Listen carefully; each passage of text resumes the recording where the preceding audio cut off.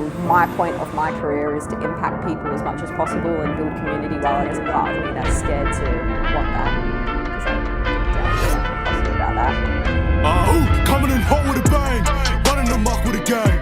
Playtime's over, here to take over, we ain't playing no games. They know it's enemy season, they know we don't need no reason. So tell them to back it up, cause we still in there, don't for the game. Alright, we're here, MTL podcast. Revitalised in our new refresh studio with Bryony. Alright, how are you? I'm good, I'm very excited to be here and just have a chat. So, I think majority of people listening to this would know who you are, but I think it's good we start with a high level overview. Who are you? Tell us a little bit about your Muay Thai life and we'll, a little summary of what you've done. So I'm Bryony Soden. I'm based in Perth, Western Australia, trained out of Free Lions by David McVicker. I've been in the sport fighting for the past 6 years. Basically, the WA people know me as like that gun that just came out of nowhere. I racked up as a lot of fights as I could, as soon as I possibly could. Funded myself to come to nationals, to the world champs, been the world champs 3 times. I think I came on the scene around 2022 when I won my WBC national title against Tiff Lamb. And then since then, I just always took big opportunities, established myself on the world rankings when I beat Judy Humber back in 2023 in February. I've had a few WBC world title opportunities, but I've fallen short 2 times. Unfortunately, they were like my only 2 professional losses as well. But I had a good standout fight last year. I won the WBC international belt at 55. But basically, I feel like my career is one of those ones where I've just stayed as busy as possible, racked up 36 fights. I've fought in RWS, I've fought in Abu Dhabi, I've fought here in Queensland, in Melbourne. And my point of my career is to impact people as much as possible and build community while I do that, which is kind of my social presence as well. And my point of fighting is to build myself as a person, and every life that I meet along the way gets touched by it. So that's who I am. There you go, that was pretty good. Done, we're a wrap, bye. So that's a good summary. That's definitely from me watching from the outside, it was one thing I noticed about you straight away is having that good attitude towards like just racking fights up. It's experience, even outside of Muay Thai, boxing, whatever, just fight. And then even going into your professional career, still kind of having that attitude and not taking that like, oh, I'm professional now, I've got to like pick and choose my opponents and not take risks and not move up in weight. Like you've, 3 different weight classes, I think? I fought from 53 all the way up to 58. Yeah. And I guess what I've noticed, and you've obviously probably experienced, is like the dividends later down the track have paid, returns for that, because early on challenging yourself and just taking experience when a lot of people would probably like second guess and pick and choose and wait and probably miss out on potential fights. Yeah. You've been able to just learn on the job.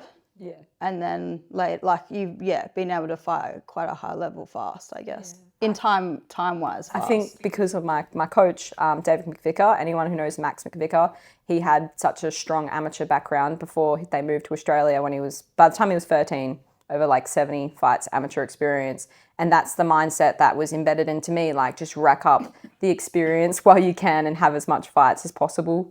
Yeah. And Dave says this, up until your 10th fight, don't care if you win or lose. It's just about like getting in there, learning from it and doing it again. Yeah. So that's been my attitude. And then as a professional, I think it's just trying to capitalize on opportunities and make an impression. So what I mean by make an impression is in the lead up to fights, how can I maximize this attention that I get? Because as soon as I'm matched for a fight, people want to see what I'm doing. People want to see what I'm up to. So I put myself out there on social media. Perfect time to grab sponsors. Perfect time to build whoever's promotion I'm fighting on as well, because it's important that we're all in this together. And then you have the fight as well. And then you left the lessons from the fight. So it's good to teach other people along the way as well. So as a professional, I've been more so about capturing the journey and not just having fights. Because at the end of your career, what's the point that you have all these belts or you have all these fights without like letting people experience it with you? And I think that's how I've kind of gained my purpose as a professional. Because as an amateur, I love documenting, but as a professional, I love impacting a bit more. Yeah. Yeah. It's very like deep. I am a deep human. Yeah, you are. Have you always been this way? Yes. So my background, I've always been the youngest of like 3 older brothers, and I've had like this yearning to always be this like strong, purpose-worthy person, and I channeled that into anything that I came across, but I didn't have that confidence in myself. So when I was 17, 18, and I found Muay Thai, and Dave told me, like, look, like after my first session, you can be a world champion. Like, you've got it in you. That's when I knew if I just applied myself to something, then like it grows from there. And I think we've all experienced that. So I know what it feels like to be hopeless. And I don't want anyone who's like, who's in my circumstances that I was to feel like that. I want to inspire everyone. So that's my way of like, I guess, looking after my child self in everybody else. Yeah. Yeah. Yeah. That's cool. Yeah. If you didn't find Muay Thai, what did before you found that world, where do you think? I reckon Did you have plans? No, like I honestly, like without Muay Thai, I probably would be like some superficial chick who's trying to get big bicep, big shoulders in a gym. I reckon I would have still done my bachelor's of nutrition. I would have gone down more of an academic path. But I always knew that fighting was something I wanted. Like I always saw girls like fighting on like the UFC, and I'm like, I want to do that. But I don't think if I didn't meet Dave, I wouldn't have believed in myself. Like he was the first person to just tell me. It means so much to me. Yeah, I've found that along my journey as well in business life, fighting in a few different areas with different people, that I used to struggle a lot with self-belief, and it was like it takes somebody else often, and it's like usually in the role of a mentor or a coach or a boss or something. Yeah, it can be your parents, but I don't think parents have the same effect, because you have that thing of like, yeah, but parents are supposed to tell you that you're great, you know? So it's like, I think there's another impact that it comes from when it comes from a coach or a boss or mentor, that when someone else believes in you more than you believe in yourself, and then eventually your own catches up. Yeah. I've had that like a few times in different areas, and it's always things that stand out of like pivotal moments of me changing has come from somebody else believing. Yeah. So it's good, and it's like, I guess that's obviously important to you now to pass that to other people. Yeah. Which is cool that you're doing that now, because you don't wait till you're done fighting to then be like, okay, now I'm going to help others. Yeah, I want to share my journey. Like, if someone watching my stuff can not make the mistakes that I did and be able to get, like, it took me 5 years to go from like no fights to like now I'm well ranked. If someone can see from my Instagram by, I don't know, how I eat or how I train or how I think about training, and they get from 0 fights to within 3 years world class. Like I've done what I'm here for. Like, yeah. And then the sport just gets better. Like if someone who wants to fight me has just gotten into the sport, they can get up to my level as soon as they can, and then we can fight each other one day. That would be sick. Like it just brings more opportunities for all of us. Yeah. Yeah. Now, in that journey, especially of like starting to share your journey, and I know that from talking to people, especially when I work closely with fighters that are maybe just going pro or still amateur or like early days of pro. And I talk to them about why they're not building their presence online, why they're not sharing stuff on social media.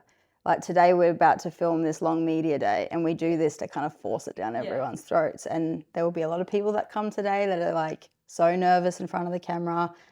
And when we post stuff up and collab with them, they'll accept it. But them doing that themselves is like one of the biggest challenges as a promoter, because it's hard to get people to do that. So I'm assuming that when you first started, it didn't come naturally. It wasn't easy. It was so cringe. I remember the first time I like jumped in front of the camera and was like, hey guys, It was during like the COVID lockdown, and like my mum was so proud of me back then, and like she actually forwarded me one of my old videos. But yeah, it sounded so like unnatural, but you could see that I was trying. And what came of that was I had lots of positivity from that, but I also had lots of negativity. Like the positivity was like, that was when I started to get young girls in the scene come up to me and talk to me. But like, it's not like they're fangirling me. It's like they already know me. Like when I go to sparring days in WA, it freaks me out, but it's okay. But people already get me. And it just, that human element, like I'm not this person that has achieved all this. I'm just Bryony. And that's what I want to be known for, just Bryony, not like this world-class fighter. But the negativity that came from that was I did have people think that I was very cocky and up myself. I got called Cocky Bryony, but those people, they never went down that path and they never got the opportunities that I have been given. So like I guess karma happens, but it's kind of like you put yourself out there, and the true colors of people who want to see you grow and glow will support you, and the ones that don't will, like it served its purpose. Yeah, I say this to a lot of people actually, because it's just humans, right? Like, unfortunately, hate and judgment comes from people that are sadly just really sad for themselves. Like, and so they find that they get some kind of, you know, whether it's ego or whatever, they get some kind of joy from dragging other people down. And that's just like, if you can look at it like you just feel kind of sorry for them, because it's like, well, you're only doing that because you're just deeply unhappy with whatever it is that you're doing. At the same time, it's work. Like it takes work to build that and build the confidence to put yourself out there and build yourself to learn. Like there's things that I know about social media and marketing that people would pay big money to come over east and learn from business mentors, but I've just self-taught myself, or I've been observant, or watch what other people do, or just ask questions. Like it's work. Like it's taken me effort to get here, and some people just don't want to do that. I have this conversation with my 10-year-old. He's like, wanted to be a YouTuber for so long, and I was like, do you know, like you watch those kids YouTube, and I'm like, do you know how much work, like those kids are working, like these like 7-year-olds are just like hustling, you know, like, and their parents like editing, posting. Oh no, that's what Muay Thai teaches you. If you want to be the best in the world, it's not just a 6-week training camp. It's 7 years of me training nonstop. Yeah, that's what it's taken me. Have you, when you started posting on social, did you originally just was like, I'm just going to document my journey, I don't care, like this is for me, or did you think, like, did you recognize early this is a business and I need to build some kind of personal presence? When I was an amateur, it was me documenting. Yeah, I was posting like me shadowboxing at the beach, or like a little inspirational quote. And then once I think it was around when I started fighting on Muay Thai Grand Prix for like my 10th or 11th fight, when I got my first like, oh, here's $300. I was like, huh. And then have like, oh, Bryony, if you want to get this fight, you have to sell so many tickets. And then I was like, oh, okay, I need to start building like momentum and a fan base and take this seriously. So that's when I kind of started not just like posting for the sake of posting, but like, okay, so how can I inspire someone this week, or how can I show what the point of, you know, coming to the fight show is? Like, how can I promote the card a bit better? Like, how can I show on my story, like share who else is fighting on the card, like kind of build a story behind the show that I'm fighting on, so I can sell these tickets rather than being like, oh, just come watch me fight. Yeah. So I reckon it was back in maybe 2020, 5 years ago, I started to take it a bit more seriously and like maybe planning a little bit, rather than just winging it. Yeah. Yeah. Yeah, cool. And when you, so what went through your head when you first started? Because I know this is like that big barrier to entry is when people first start. They go, I don't know what to post. I don't know. No one, like, does anyone want to listen to what I have to say? And then there's that anxiety of like just put it up there and let it go and don't care what people think. And some will fail, some will work, some will go well. Like, when you first started, was it just like, fuck, I don't care, like just, or did you try to have to think about what to post? Like, I wanted to share what I've been learning. Yeah. Like I wanted to share like, holy shit, I've been strength training for like 6 months now, and I've noticed that like I'm more powerful in the clinch. So I'd share that. Then I'd share why it's important to invest in strength training. And I just did that out of the love of my expressing. And then, for example, from that, I started to fight heavier. And as I started fighting heavier, I'm posting about how important it was that I started strength training. I ended up getting my strength coach's business go from, I was his first client. Like he had 15 direct referrals from my career. Even my strength gym, they got a local gym in Albany to all hop on board to the strength gym. And then I started to notice that like by me putting myself out there and documenting that, everyone else around me is growing too. Yeah. So it was kind of like, this is good for me. This is good for my mate who's starting his own business. It's good for the strength gym that's sponsoring me. Like why not share this stuff? As well, like if I'm getting stronger and more powerful in my fights and like hurting women, let's get more women doing this so they can level up too and level up the Australian scene kind of thing. It's so important. Like I've seen this so many times with fighters when they become professional or they do want to start like traveling or whatever, or like people think, you know, everyone's got this like thing of RWS at the moment. And it's like people don't realize like you've got to fly yourself to Thailand. There's no, yes, RWS is a big production, but they're not funding fighters to go over there and paying them big purses. Like it's expensive.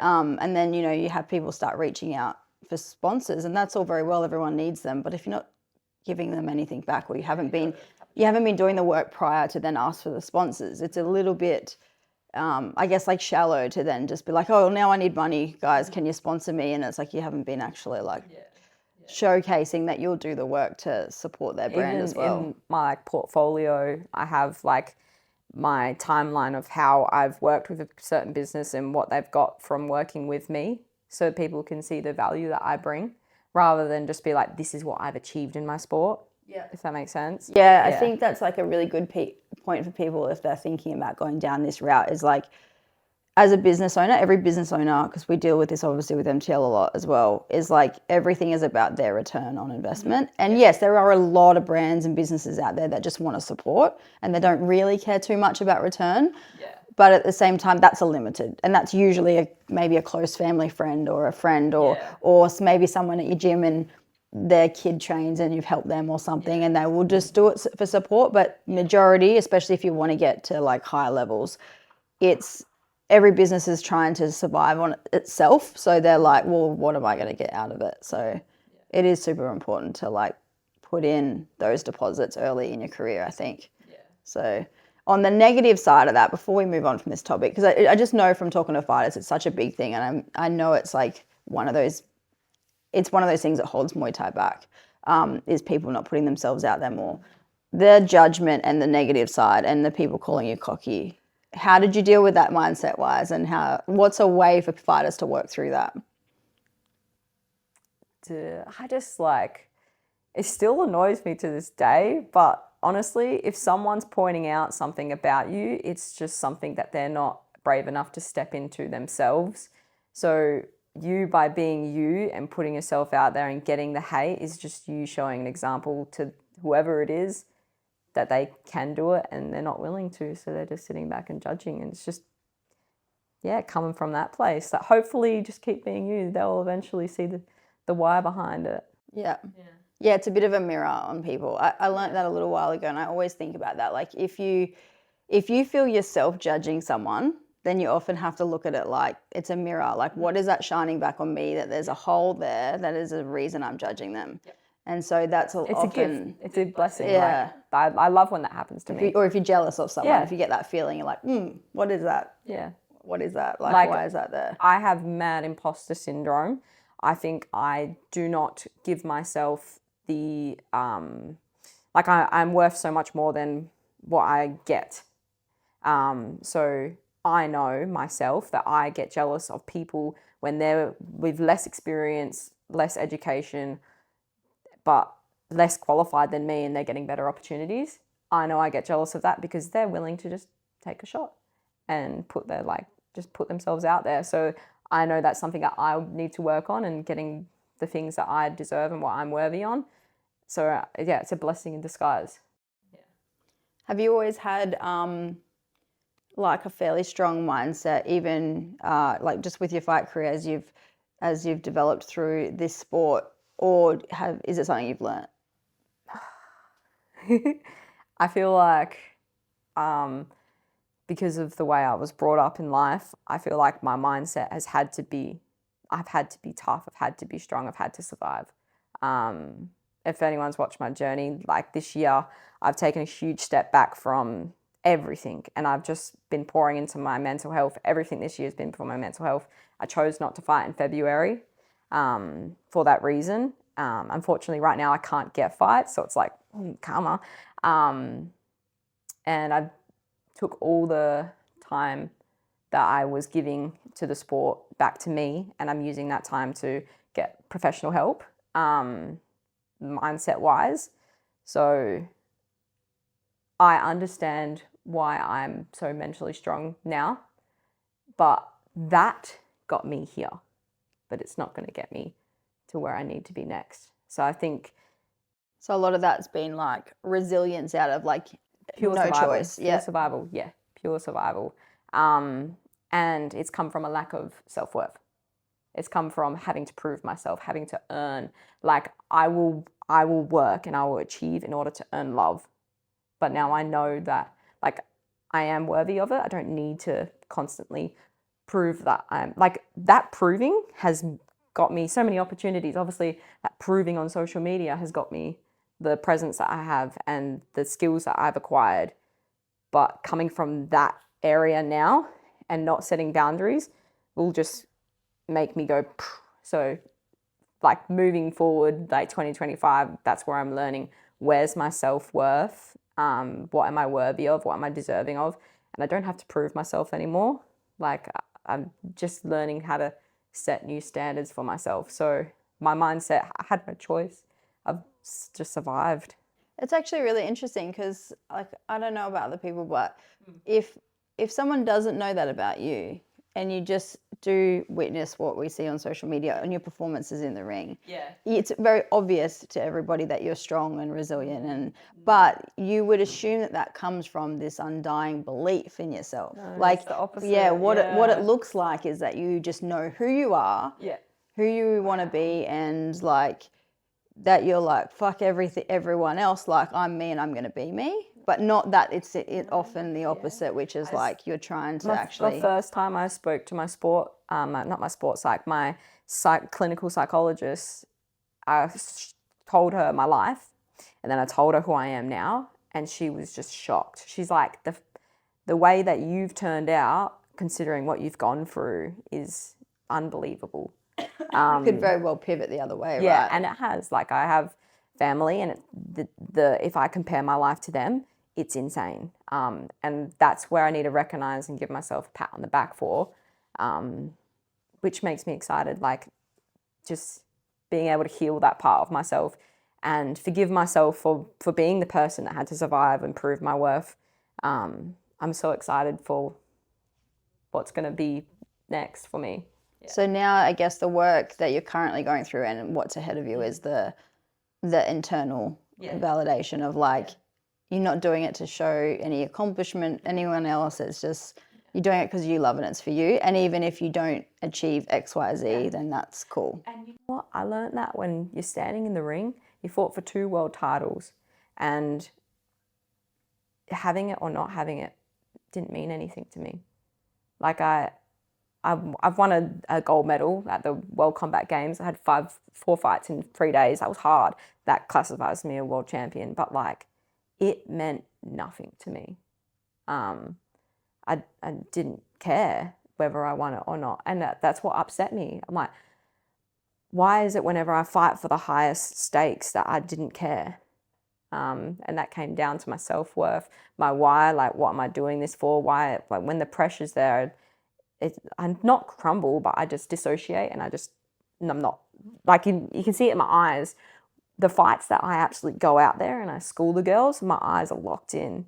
the fights that I've lost, I'm like spaced out, I'm elsewhere.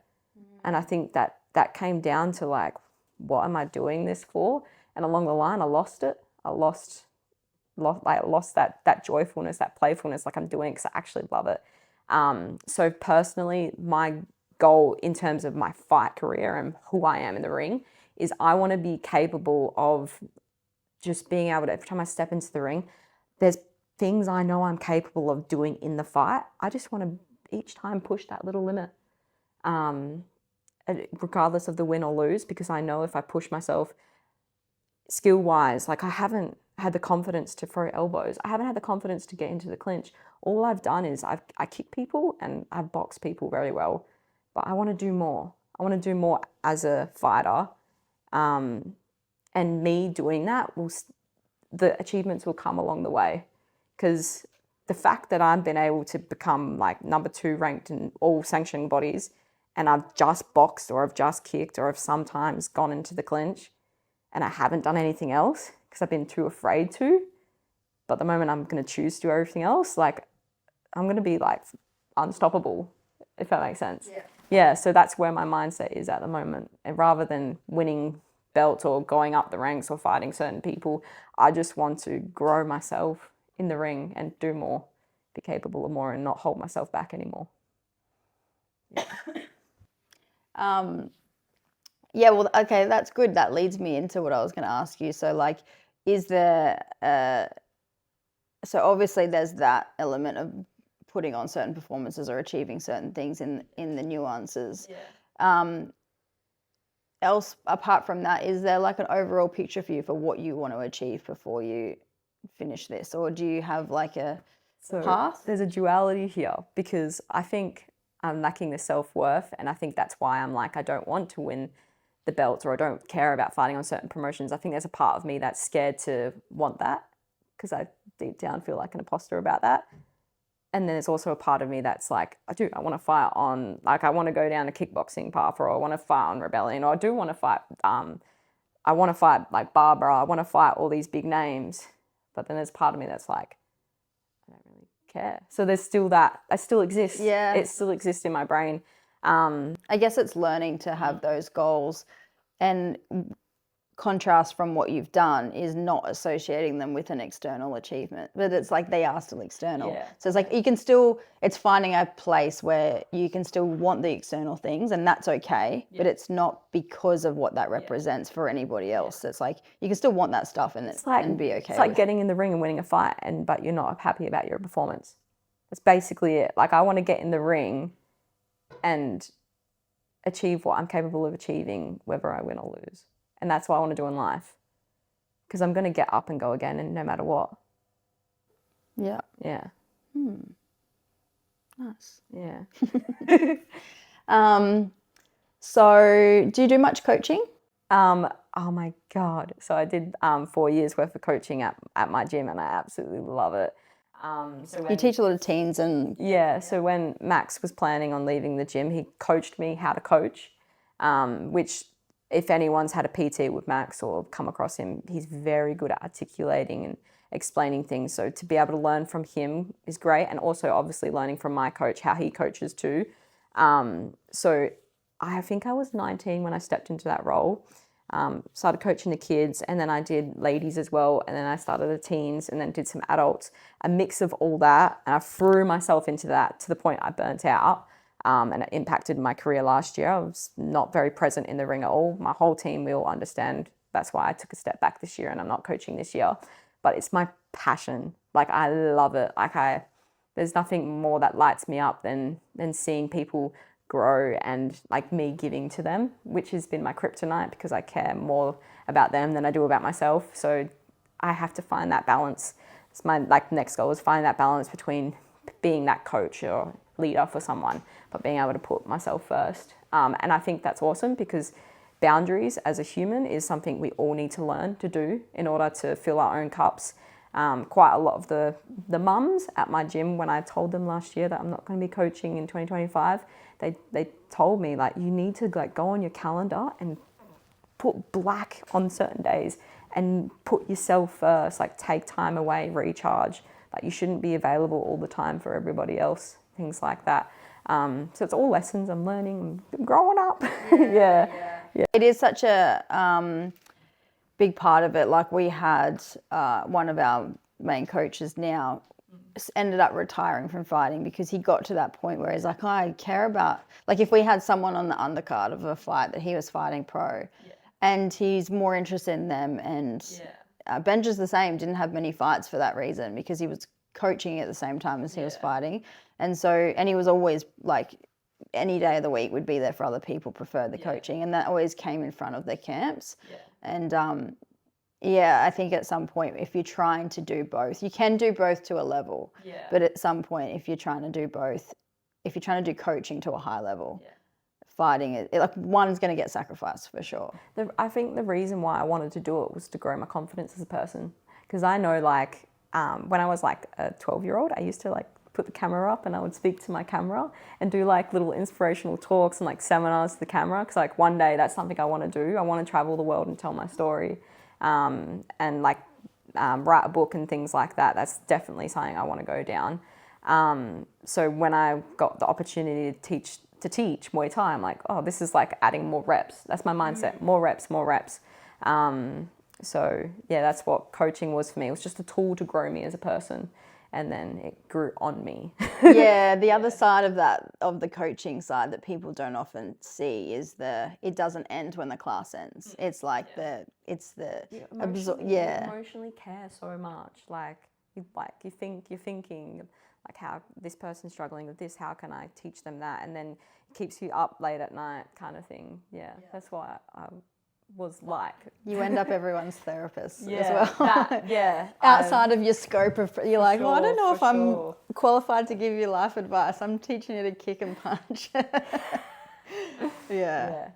That's cool. But I guess it's like, it's clearly important to you to give back to people. So I'm sure you have like a lot of teens and kids and stuff that are like. They know how much like I'll always be there for them, and that like I'm just a message away. And even my training partners, like they know that I care, and like me having Dave care for me, that's the same deal. Like, yeah, I'm their training partner, but I'm also very accomplished, and the fact that I'm someone of my level, knowing that they're capable of this, it means so much to them. It means like the world to them that they can have that voice in the back of their head.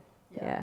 I think it's good too. Like, it's important that there's a role model in people's lives that shows, like, you having the ability to step back and say, like, I need to put myself first, or I need to focus on my own mental health. Like, that's something that even if you're not directly always there for them, they're learning from that too. Yeah, they can learn from that. My training partner Maria, she's in year 12, and she's like learning how to balance all her school curriculum, fighting, and the extra things that she does. And then she was talking about it and how she like sets boundaries around it. And I was like, Maria, how did you learn to do that? And she goes, I learned from you. I was like, oh.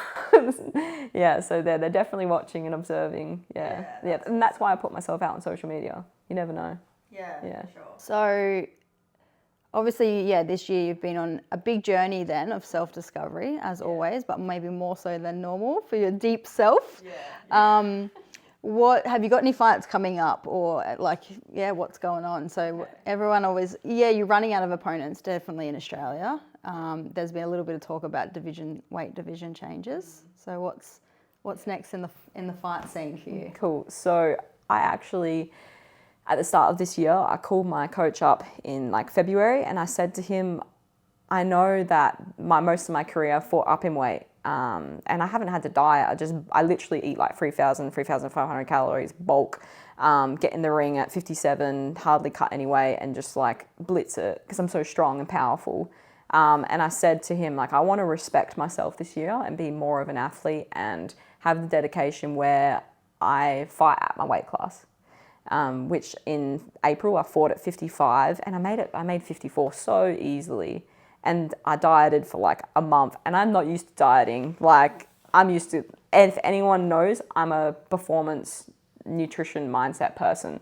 I'm always about like more calories, more carbs as much as possible. Let's keep our hormones healthy, longevity of your career, being able to have kids if you want to, not like messing up your body. But I said to my coach, I want to obviously put myself in the position where everyone's doing it. Everyone's fighting at the actual weight class that they can get to. So I said I want to see if I can make 53.5 this year. Made 54 very easily. So I do want to dabble in that division, even getting to 53. Obviously, I'm on a forced break at the moment. I'm here in Queensland having a holiday. But I'm hoping... Forced break training non-stop. Forced break, train twice a day, eating like 4,000 calories a day though, like, you know. The dream. So yeah, looking to fight 53.5, like internationally as well. Maybe different rule sets. Yeah, I'm looking forward to... Honestly, I want to knock people out. I want to hurt people. I want to start using my elbows. I want to start like being smart, using my IQ, breaking people down. Like these are all the little things I've done in fights. Sorry. It's so funny hearing you talk about it because it's like we on the outside watch you hurt people, break people down and do all these things and you're like, yeah, I want to start hurting people. Like, okay, mate. Yeah, well, I can comfortably win point scoring, great, but like, man, I want to unleash my potential, and I'm capable of like I see glimpses of it. Like my coaches at home, we see when I've hunted. Like I love Corbin. I fought Corbin, and I could have hurt her and stopped her, but I loved her too much to do that. But I don't want to be that Bryony anymore. Like when I step in the ring, like if I see I've hurt your body, I'm coming for it. Like there's no mercy. And if I do that, it's going to bring the level of females in this sport to that next level. If I start believing in myself, everybody else is going to even more. And yeah, let's get the highlight reels going. Let's get more eyes on the sport if I start stopping people. So when I start stopping people. So that's the goal, and doing it at the highest level. Like imagine like stopping one of the best in the sport, or like cutting them all up. Like that's exciting. And I think that old school mentality, I need to dabble it into what I do. I'm a big like fan of, you know, back in like I love watching like Carnage and stuff like that, and he's just that old school mindset. I want to introduce that into my style a bit more. Yeah, so that's what it's going to look like for me. Yeah, I feel like stay tuned to my social media because there's going to be some good news. I just got to stick to what I'm doing and believe in my path, and it's all going to work out eventually. Yeah. There you go. So if we weren't scared enough of her before, this has been the Bryony that doesn't believe in herself and isn't hurting people enough. So now what we've got to come is the one that actually believes in herself and is going to decide to start hurting people in the ring. So there we go. It's good times to come. Nah, awesome. Well, I'm so glad we got to have you here. Yeah. We've got a big media day ahead, so we're going to have some fun with the fighters all coming in. Maybe you can give them some little public speaking skills along the way, amp them up. But yeah, it was good chatting with you. I'm always like, it's always interesting, especially, obviously we've spoken so much and met once before, but spoken so much on social media. So it's interesting to see like when you watch someone from the outside, like how you think in the inside. Like, this is why I post on social media. I'm able to talk to you as if I know you. Yeah, social media. You're right. Like it just breaks the barrier so easy. Yeah. And I have noticed that about fighters that do share stuff on socials. That's one thing is like when you see them, you're like, hey man, like how are you going? You feel like you know them. Yeah. And when they don't, you're a bit like, oh, I'm not sure. Like I don't know who you are. So that's why people gravitate to musicians and that, right? Because they feel like they know them. So. If anything, if people are having reservations about sharing on social media, that's one thing that they should stop holding back for, is that like it will help other fighters coming up or other fans to gravitate more towards feeling like they know who you are and more comfortable, and everybody's relatable in their own way. So huge. Thank you very much for coming. Thank you for letting me spit. Podcast done. Running the muck with a